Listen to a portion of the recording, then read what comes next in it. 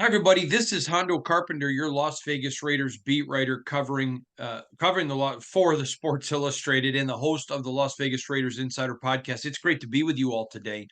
Super excited to have Aiden back on the program. If you read us at si.com/NFL/Raiders, a minimum 10 stories every single day written, usually more than that. By the time you add videos and reels and shorts and everything else that we do, we're easily approaching every day 20 or more pieces of content. And it's all free because you like, you subscribe, you share. And not only that, we continue to add writers because you guys consume and disseminate everything that we do. So thank you so much. The credit goes to you. Now, Aiden is a terrific. He's my right hand guy in what we do. He's really kind of the chief of my staff. That of all the writers, everything that we do, he is an integral part of our Raiders coverage. He travels to with me this year. We go into multiple games. Last year he was with me in Cleveland. I mean in Kansas City. Goes to a lot of games. Goes to the combines. He's so involved in everything that he does for us, and he's a terrific journalist. So let's welcome in. Now, I always make the mistake. I am so terrible when I get multiple people the same name. So you know this, the fans don't. I've called you Aiden O'Connell so many times in public, and oh, by the way, him too called him Aiden Champion. I totally admit it. I'm sorry, but Aiden, great to have you on the program. How you doing, bud? I'm good. I'm excited to be here for a second time. Yeah, Um, well, yeah, let's get going. all right, let's absolutely dig in. We got some great topics to discuss. The AFC went through a transformation this year. Um, a lot of it, a lot of it didn't. And then we're going to break it down. And then I want you to tell me who you think had the best offseason in the AFC West. So let's start with Kansas City. I think anytime you're coming off a Super Bowl, you're going to have the best offseason, period. You're celebrating with the Lombardi trophy. And so, but if you're talking about everything since the Super Bowl, they've added some parts. Now they go get one of the fastest guys in the draft to replace Tyreek. I'm Until I see it from the young man, he wasn't spectacular at Texas. So until I see him being spectacular in the pros, to me, that felt like a little bit of a reach. So I'm going to put him aside. And then you go, the Bolts, much better. Hiring Jim Harbaugh was a massive upgrade. Great coach.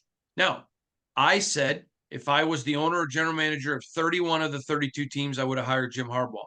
I would not at the Raiders. I don't think he was the fit. AP was the perfect fit. Um, but I don't think he would have been a fit with the Raiders. If you didn't go with AP, I felt like you had to go with Patrick Graham.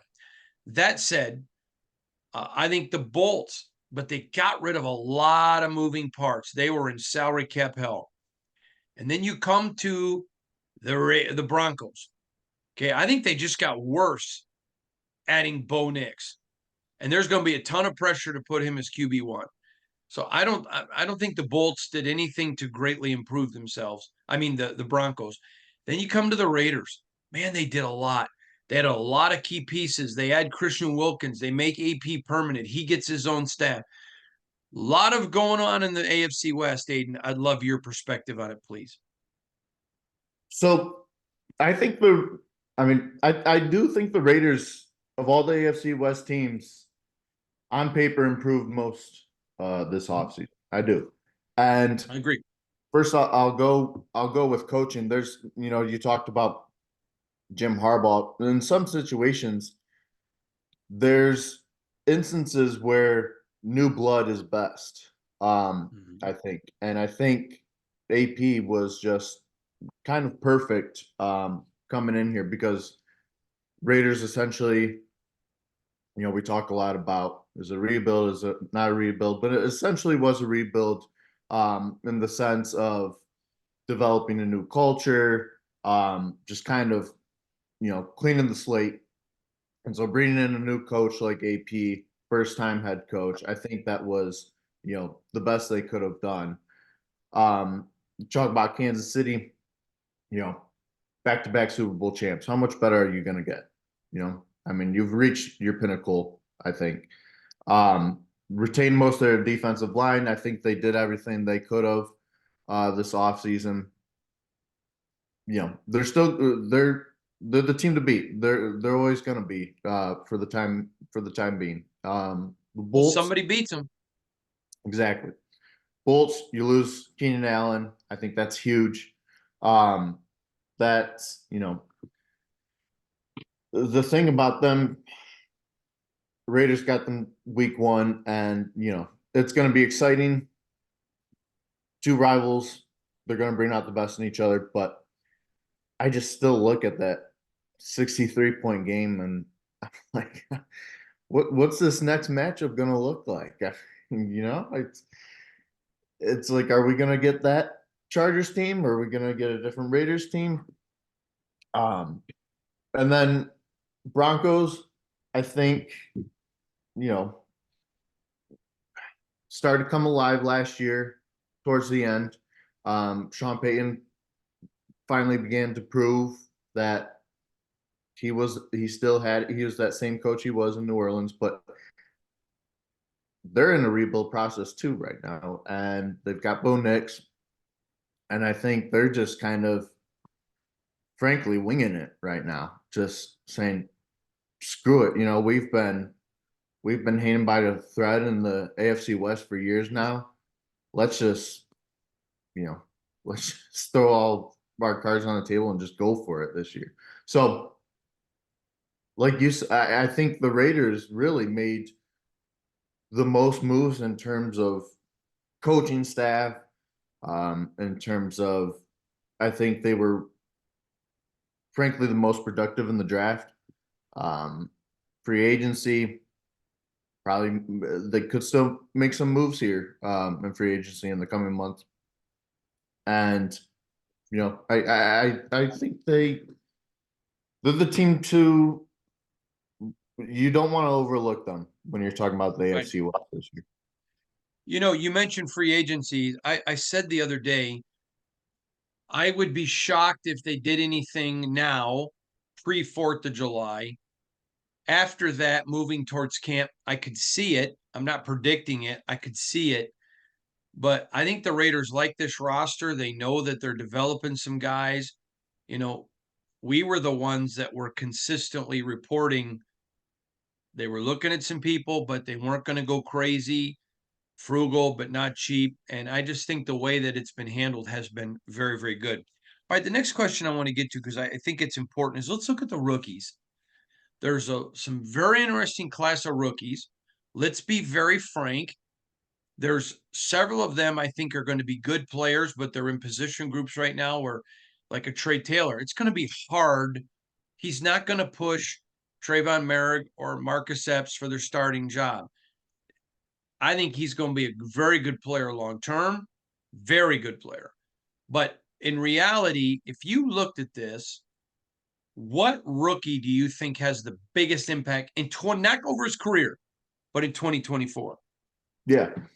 So I think you make a good point. I mean, their whole rookie draft class is, I would say, from top to bottom, is very talented. And the only problem is most of those guys aren't, you know, they've got a they're in tough rooms that they got to compete with. And Mm-hmm. really, if you look at it, it's just Brock Bowers and Jackson Powers Johnson who you could say are almost shoe-in starters. And I mean, Bowers for sure, probably Jackson Powers Jr. Right, I'm sorry, Jackson Powers Johnson. Um, you could probably say him for certain as well. He is the one I think is going to have the best rookie season. I think more so than Brock Bowers, which is kind of my hot take here. I think it'll take a little bit, honestly, for Powers to adjust to the league. Not that he won't be as great as everyone says or thinks he will, but I don't think he comes right out of the gates being, you know, the exceptional um, best tight end in college football we saw over the last two seasons. I think it takes him a little time because there's so many other weapons too that they got to deal with. I mean, he's got to share the ball with Devontae Adams right now. You know, Jacoby the Myers, Myers. Michael Mayer, Trey Yep. Tucker, Gallup. And they're going to be running the ball too. So I think it's going to take time for sure. I kind of almost see it as Michael Mayer's rookie season in terms of those first 5 or 6 games or so in terms of getting used to the offense. Um, do I think it will necessarily take as long? No, but I don't think he sets the world on fire right away. Jackson Powers Johnson, however, I think he comes in. I think he's just got that grit. I think not that, Bowers doesn't, but he's Jackson's just a Raiders lineman. He just fits that mold. And I think they've been kind of lacking that in recent years, aside from Colton Miller, who's their guy. But I think he's going to come in and really make a difference on this offensive line, and I'm I, agree- really excited to see what he does. yeah, I couldn't agree with you more. I think Brock Bowers, first of all, a lot of people do not understand the transition from college to the pros. And it's mammoth. And Brock Bowers now, he's on a team with Devontae, Trey, Jacoby, Zamir, Alexander, Madison, Amir Abdullah, who catches the ball very well out of the background. I'm out of the backfield. And then, but the biggest one is Michael Mayer. Michael Mayer was the best tight end in 23 and was in a tough situation just with the offense he was trying to learn under Josh McDaniels, and he has to fire injuries. He's super talented. The team is absolutely on board with Team Mayer. I just don't think there's enough balls for Brock Bowers. Literally, because there's the ball's going to be all over the field. Devontae's got to eat. Jacoby's got to eat. Trey's got to get a couple. They're going to run the rock. There's just and Mayer's going to get some. There just isn't going to be enough for him when you got a JPJ that's going to be playing every down of the offense. And you're right, he's gritty. Man, I'm looking forward to seeing him. But I'll tell you, there are some good rookies in this class. This was a good draft class that's going to develop into some long-term Raiders. I agree with you on the rookies. All right.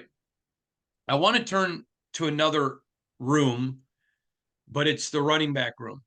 You've got Zamir White as your bell cow, who has proven when given that opportunity what he can do. What I thought was impressive is there were times under the previous regime when Zamir could have played more and they didn't let him. They wanted to go with some of the longer tooth veterans, which I understand that's their philosophy. AP comes from the philosophy of you got to develop your young guys. They gave Zamir the rock, said, listen, you're the guy. Don't look over your shoulder. And he rewarded them. Now, JJ moves on. Zamir steps up. This is a guy I don't think is getting a lot of respect. Then you bring in Alexander Madison, who after Kirk Cousins got injured, they ran the ball so much, teams loaded the box. So, yep, he had, several hundred yards, no touchdowns. I agree. Now, his touchdowns in receiving, but not running the football because teams were stacking the box to make it difficult. I think but this is a guy, great backup. I love this 1-2 punch. You got Amir and then Dylan Lawbay. Let's talk about that running back room. Can you give me your thoughts, please? Yeah, so talk about Zamir and Alexander Madison. I think it's one of those perfect situations where you've got your young guy and then you got the older guy behind him coaching him up. I think what is so impressive about him is, like you said, didn't have a whole lot of reps at all before he came in last year. And it's just one of those perfect examples of be ready. And coaches talk about it all the time. Next man up, be ready. Your moment will come.